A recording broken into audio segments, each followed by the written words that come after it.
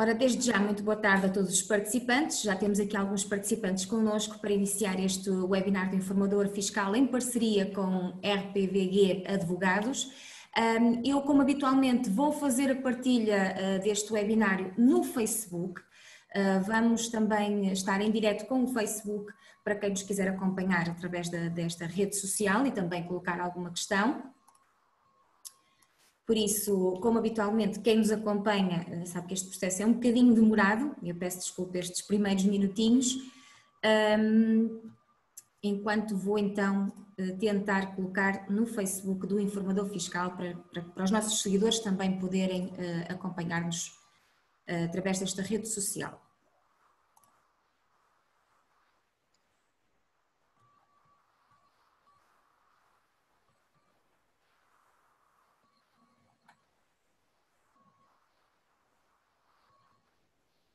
Isto demora sempre um bocadinho, eu peço desculpa.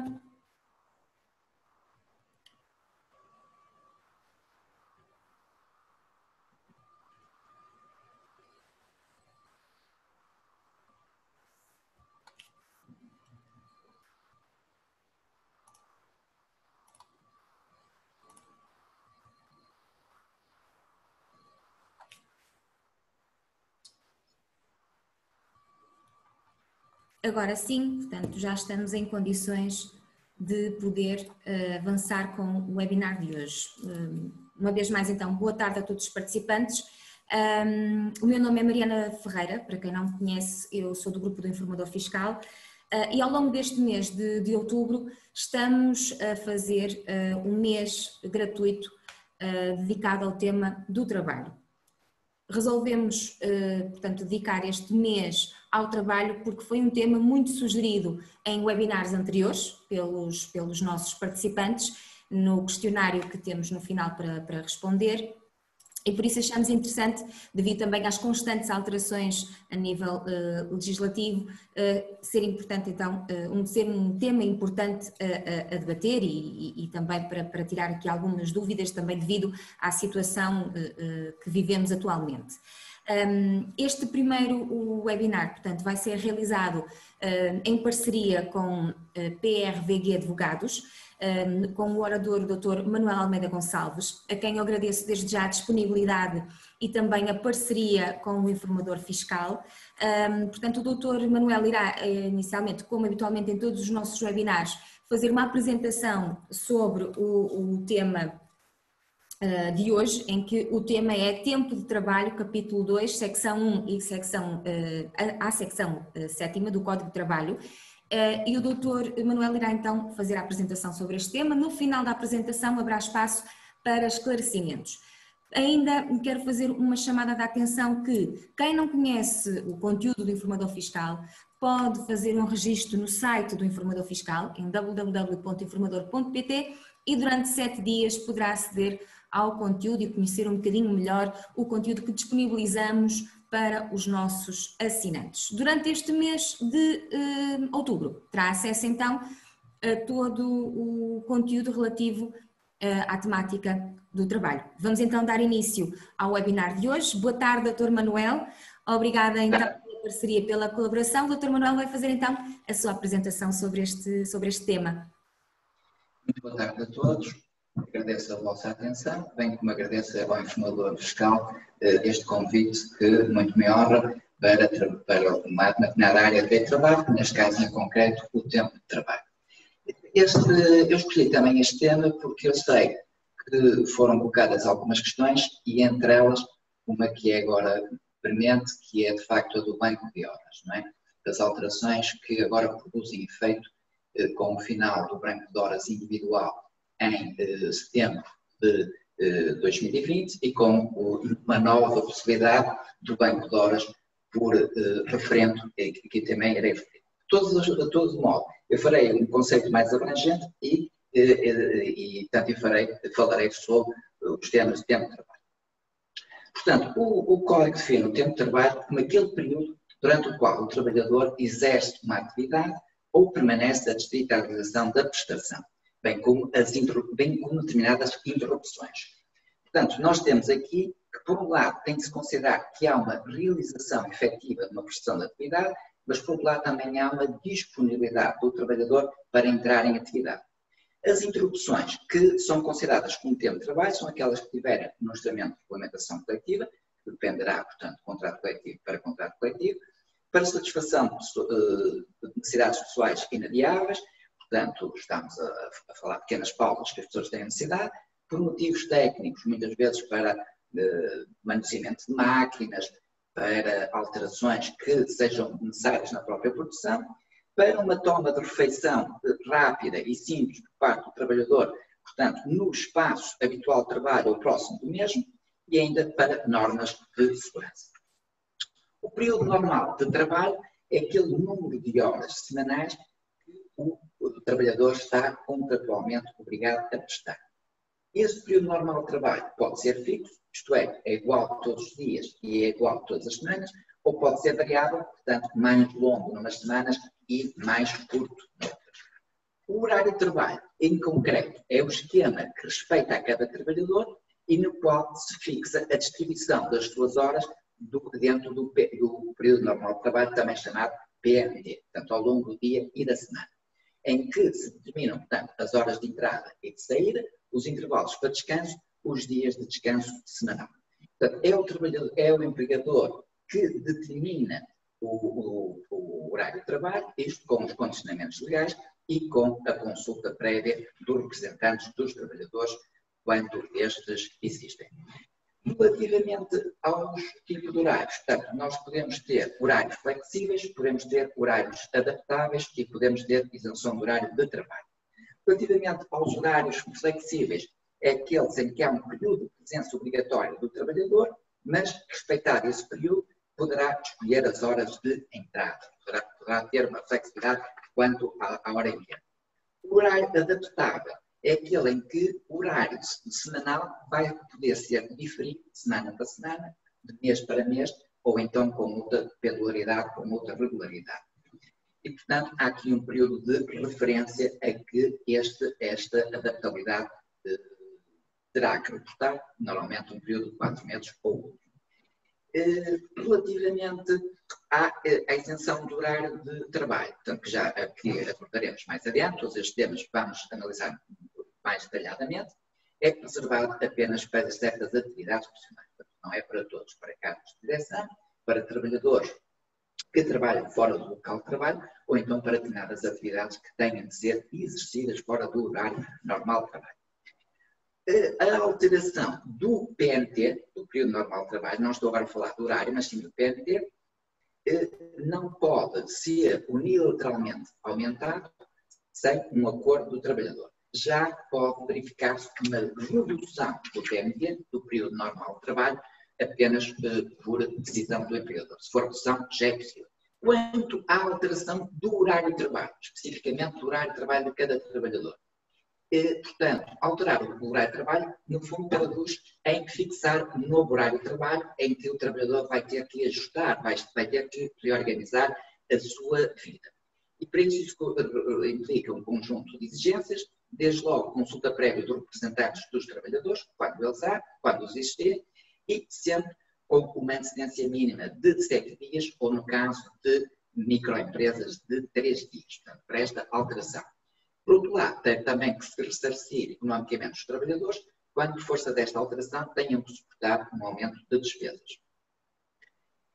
Esta alterabilidade dos horários, por decisão unilateral da entidade empregadora, portanto, do empregador, é que está afastada nos casos em que o horário conste especificamente do contrato de trabalho. É uma atenção que se deve ter, muitas vezes, enfim, por cautela e por rigor, põe-se o horário de trabalho no contrato, mas depois tem esta limitação, não se pode alterar, quando posteriormente tenha sido acordado pelas partes ou quando haja uma norma da contratação coletiva que o impossibilita, que o proíbe. Relativamente agora à adaptabilidade, e a adaptabilidade é, hoje em dia, penso que é bastante importante, face a esta alteração que se deu com o regime do Banco de Horas e mais adiante eu explicarei porquê. Portanto, a adaptabilidade significa que os horários de trabalho podem, por decisão do empregador e em função das necessidades da empresa, variar para além dos seus limites legais. desde que não ultrapassem uma média semanal e diária num certo período de referência.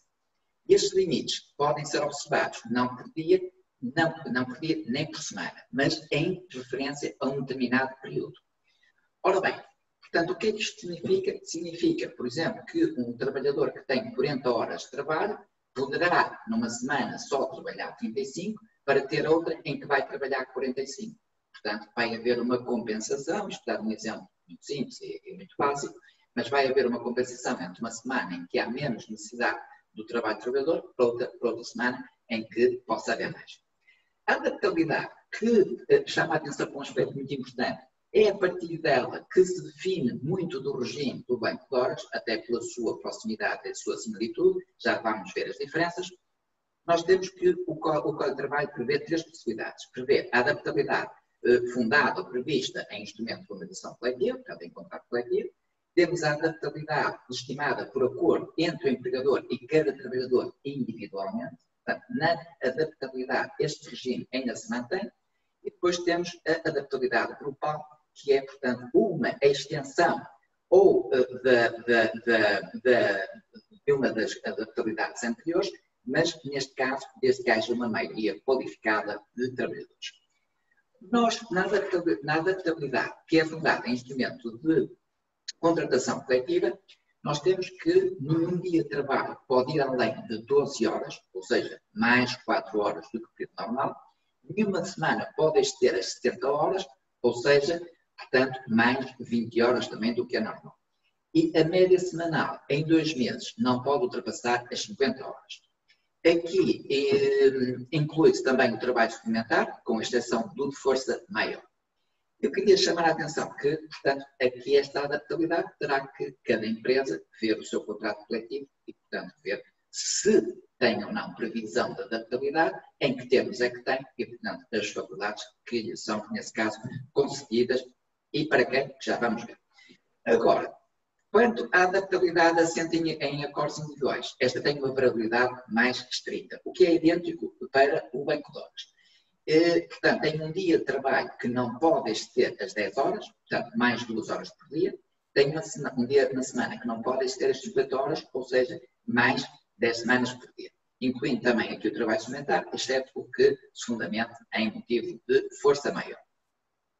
Agora, o período de referência é fixado, se for em contratação coletiva, até um máximo de 12 meses, ou então, supletivamente, é até 4 meses, sendo que este pode ser ainda aumentado até 6 meses em determinadas circunstâncias previstas no artigo 107, número 2. Quanto à adaptabilidade grupal, nós vemos que ela tem tem dois modelos.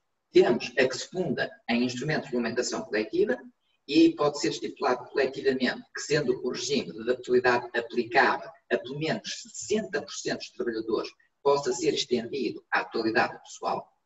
Portanto, estes 60% de trabalhadores podem ser por filiação sindical ou por escolha da convenção coletiva. Portanto, se tivermos que 60% dos trabalhadores têm filiação sindical ou fizerem escolha daquela contratação coletiva, e desde que haja pelo menos 60% de trabalhadores nesta circunstância, portanto, poderá ser estendido aos restantes.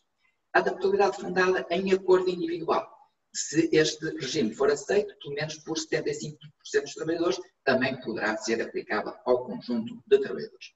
Temos depois de considerar que há os grupos protegidos e que estão dispensados de adaptabilidade.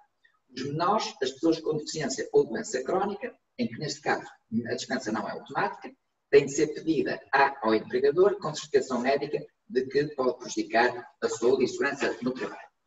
Temos, por outro lado, as grávidas, puérperas e lactantes, em que a sua simples condição permite a exclusão automática do regime de adaptabilidade. Vamos agora ver, portanto, o banco de horas, que, como digo, em muitos dos aspectos que acabei de referir, são decalcados, portanto, aplica-se de alguma forma o mesmo regime, exceto, de facto, as diferenças que vamos agora analisar e, sobretudo, depois também vamos explicar qual é a diferença entre um regime e outro. Foi com o contrato, com a alteração do contrato de trabalho, da Lei de Trabalho de 2009, que surgiu o mecanismo do banco de horas. E, portanto, ou seja, num regime de trabalho fixo, vem permitir a extensão dos tempos de trabalho. Como o trabalho normal, em períodos de mais necessidade, tendo como contrapartida uma reposição ou compensação em tempo livre ou em dinheiro. E isto num regime de conta corrente de horas entre o empregador ou o trabalhador, a saldar periodicamente, mediante redução do tempo de trabalho, aumento das férias ou pagamento em dinheiro. Portanto, vamos então aqui ver o que é que nós temos. Nós temos que um trabalhador pode ter um horário de trabalho fixo, mas com o banco de horas é permitido que num determinado momento o empregador peça ao trabalhador que lhe preste mais horas porque tem uma necessidade. Porque há um tipo concreto que tem uma necessidade. E essas horas serão depois compensadas, portanto, como vimos, ou por uma redução do tempo de trabalho no outro período, ou por um aumento das férias, ou por um pagamento em dinheiro, se não houver esta possibilidade. E pagamento em dinheiro este é singelo, portanto, que distintamente trabalho suplementar não é agravado. Originariamente, o contrato, o artigo 288 só tinha a norma da contratação coletiva, mas depois foram acrescidos com a Lei 23 de 2012, foram acrescidos com o artigo 208A e 208B, que veio prever duas novas modalidades, o banco de horas por acordo individual e o banco de horas grupal, portanto, ou seja, aproximou-se aqui do regime da adaptabilidade. Entretanto, veio a Lei 93 de 2019 e que vem afastar recentes, portanto, do ano passado, como estarão recordados, e que veio afastar o regime do banco de horas por acordo individual, mantém apenas o banco de horas grupal, legitimado por convenção coletiva. E cria uma inova no sentido em que permite a possibilidade adicional do banco de horas grupal, que é a do banco de horas por referendo entre os trabalhadores, no mínimo de 65% de votos favoráveis. Ora, como já vimos inicialmente, portanto, se tivermos um banco de horas, mesmo para a adaptabilidade, se tivermos um banco de horas por IRCT, poderemos ter que está limitado a 12 horas por dia, 100 horas semanais. Se nós tivermos um banco de horas que não seja por IRCT, nesse caso estará limitado às 10 horas por dia e às 50 horas semanais. O artigo 208b veio prever aqui o banco de horas por referendo. E esta é a grande alteração que muitos empregadores neste momento interessam. Este referendo tem que ter uma maioria mínima de 65% para que possa se estender a todo o pessoal. O total de acréscimos são 50 horas ou 150 horas anuais, como há um bocadinho disse parcialmente. A insuficiência do número de trabalhadores abrangidos pela Convenção impede a extensão, mas não obsta a que o banco de horas funcione em relação ao pessoal correto. O mesmo não acontece com a insuficiência por referendo. Portanto, aqui um aspecto também importante que é o seguinte: se nós tivermos uma situação em que os trabalhadores sejam menos do que 60%, mas estejam abrangidos pela contratação coletiva, poderá ser-lhe aplicável o banco de horas. Se nós tivermos uma situação em que os votos em referendo forem inferiores a 75%, o referendo não vingou e, portanto, não é aplicável de todo.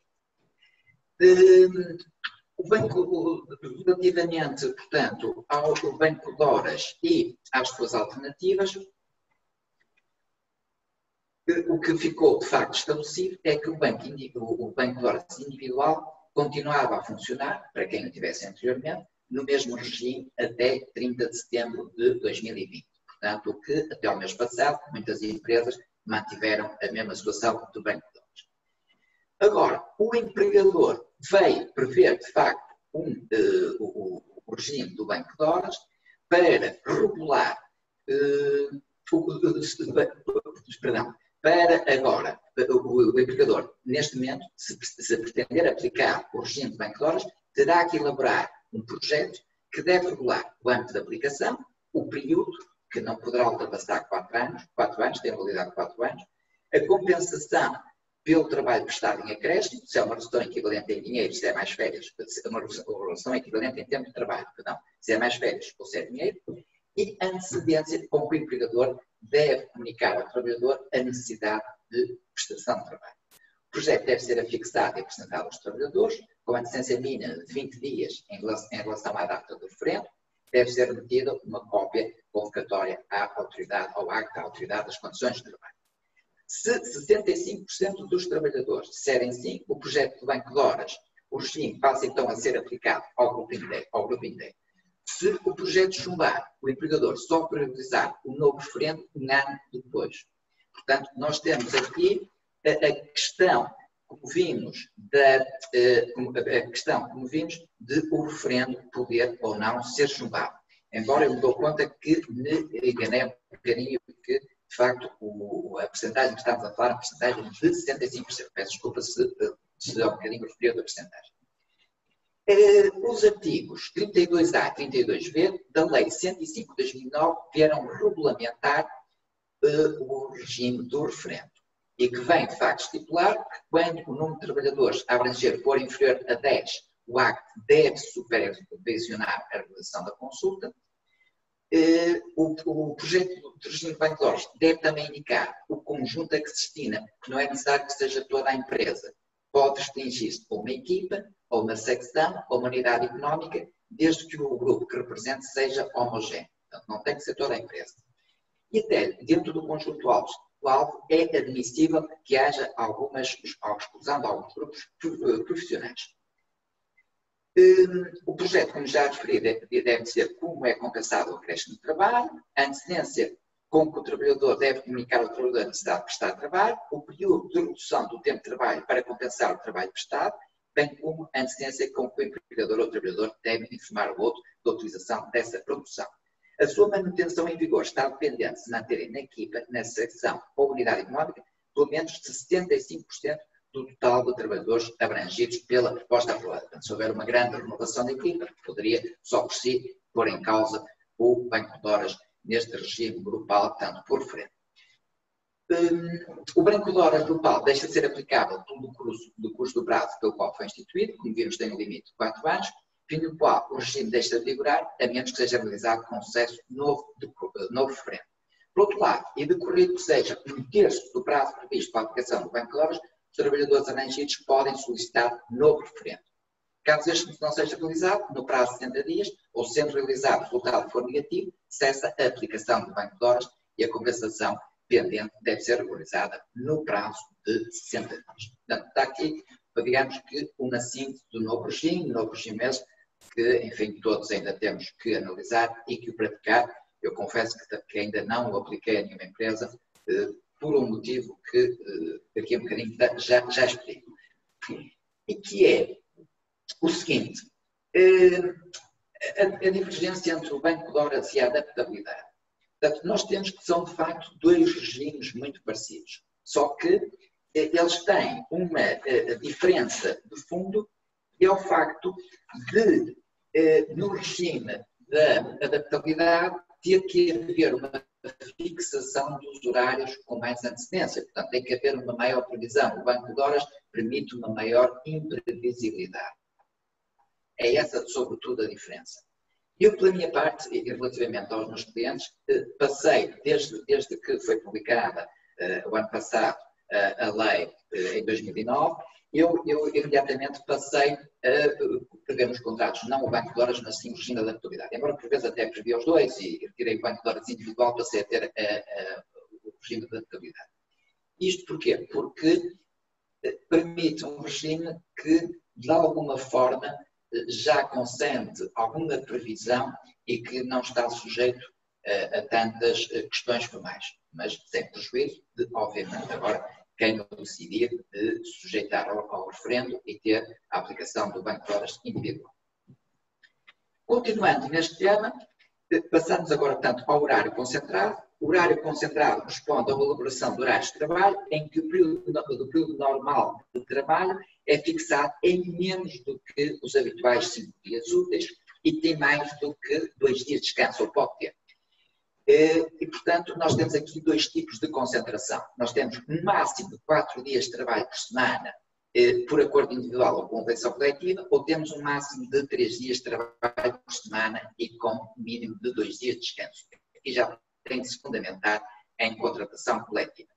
Portanto, nós temos que, no primeiro caso, estão a ver que seria, no fundo, se as pessoas vão trabalhar 4 dias por semana para terem as 40 horas, vão passar a trabalhar 10 horas por dia.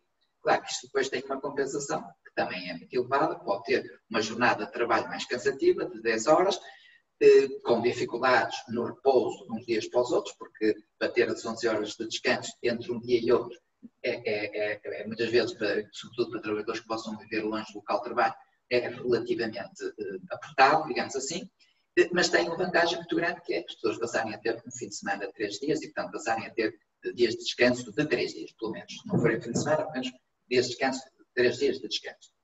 Relativamente à outra modalidade prevista no contrato coletivo, aí já seria diferente, aí já seria poder ter até 3 dias de trabalho e depois ter apenas 2 dias de descanso e, portanto, voltar depois a esse regime, num regime de trabalho de turnos. Eu, pessoalmente, por acaso, não conheço nenhum contrato coletivo que tenha essa previsão, mas admito que haja.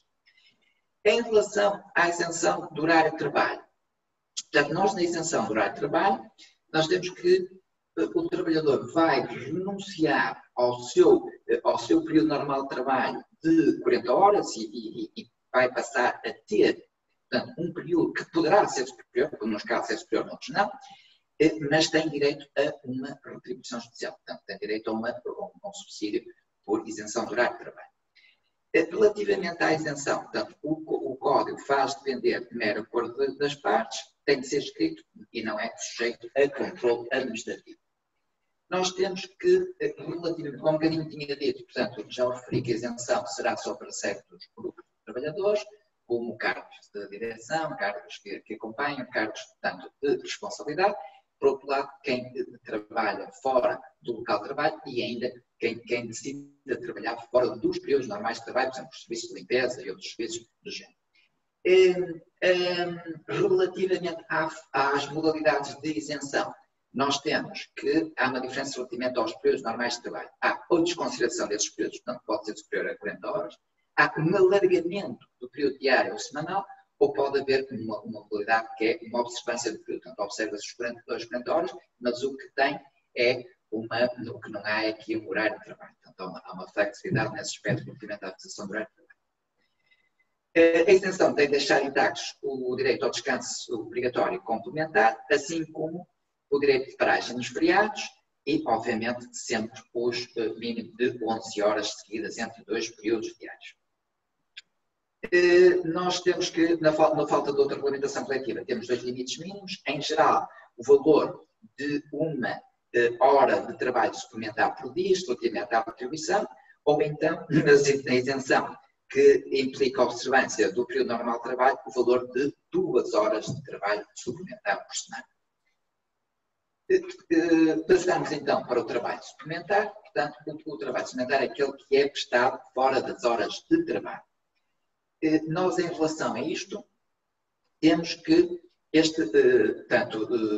trabalho é remunerado, mas deverá ser previamente ordenado pelo empregador ou de modo a não ser previsível a oposição dele. Portanto, e aqui para casos muito limitados, para casos essencialmente de força maior.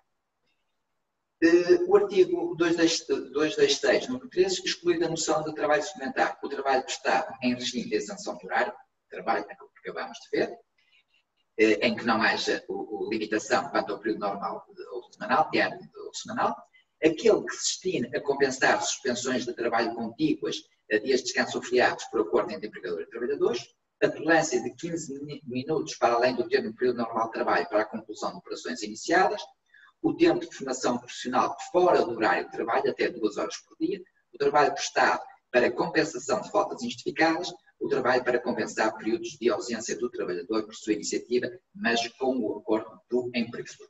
Portanto, temos aqui várias situações que estão excluídas da sua qualificação como trabalho suplementar.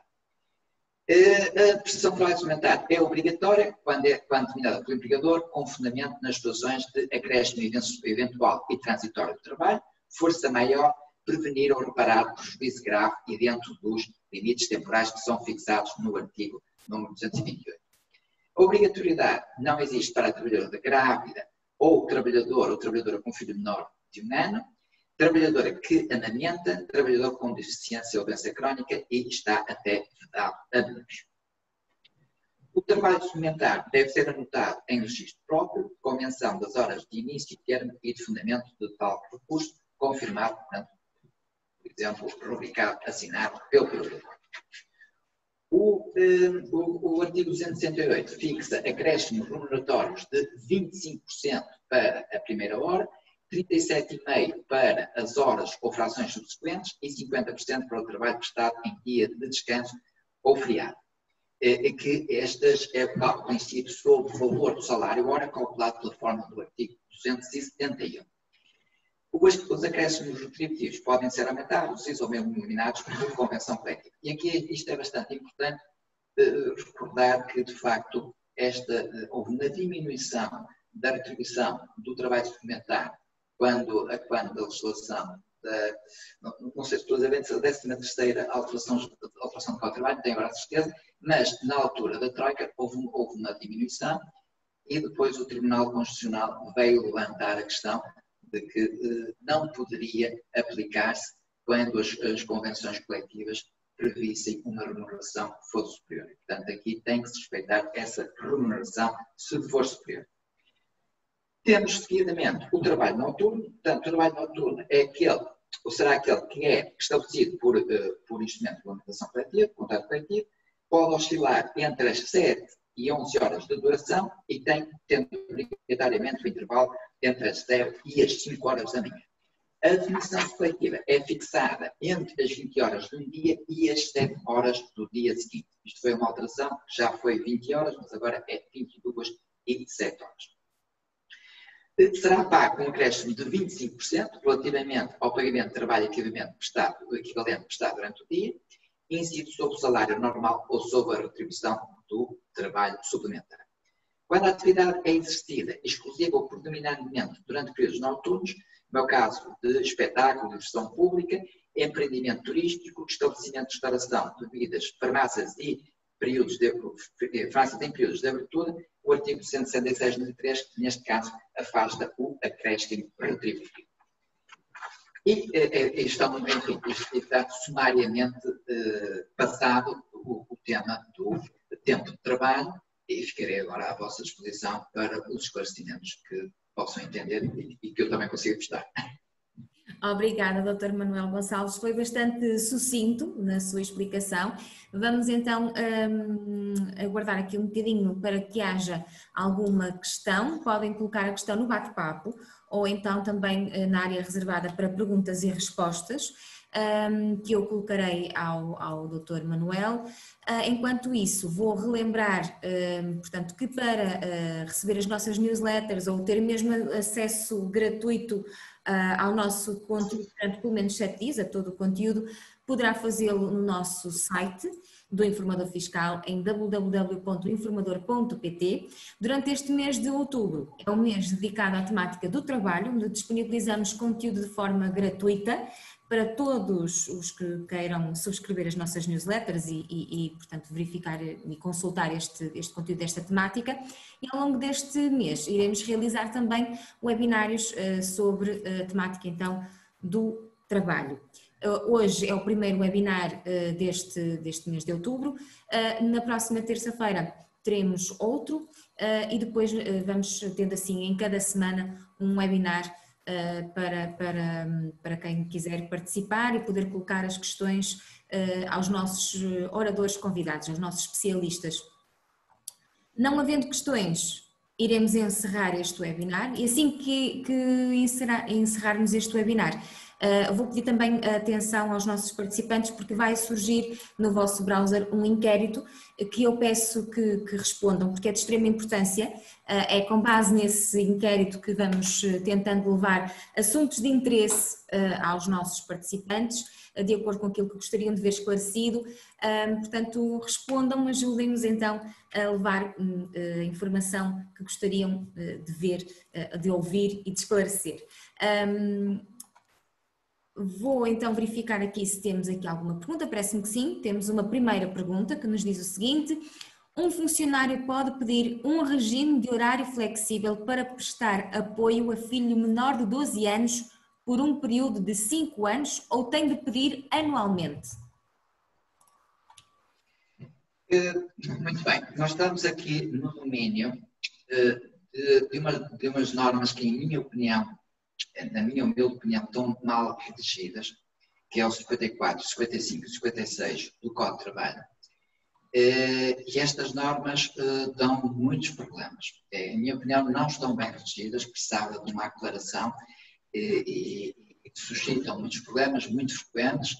Isto depois vai parar ao CIT, à Comissão de Igualdade no Trabalho e no Emprego, e já havia alguns parceiros do CIT que são praticamente subscrições da posição dos trabalhadores, sem minimamente ponderar a razoabilidade das mesmas.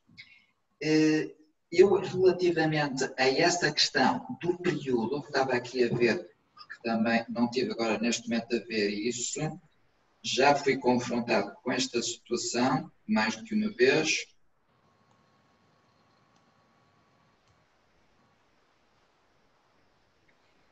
Mas a minha opinião é que não tem aqui um limite. A minha opinião é que não tem aqui um limite.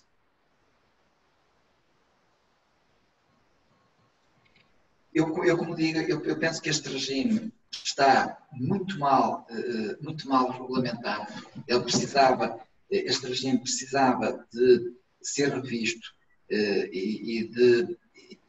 em vários aspectos que agora não tive a preparar com a máxima necessidade. Já o trabalhei muito, inclusive já tive 1 ou 2 casos que me levaram a análises muito exaustivas, mas não tive agora a preparar para isto e, como compreendem, a memória não perdoa. Uma pessoa momentaneamente não consegue recordar-se de todos os casos. Mas eu tive um caso de uma trabalhadora que vinha invocar, portanto, o habitual, não é? Que não tinha o pai, não podia acompanhar porque estava ausente, a trabalhar no estrangeiro, e por esse motivo teria filhos, imaginem, com 5, 6 anos, e portanto veio fazer um pedido para que até aos 12 anos ela, e desde que não houvesse alteração das circunstâncias, como é óbvio, que ela pudesse acompanhar os filhos. E posso dizer que o parecer do CIT foi favorável.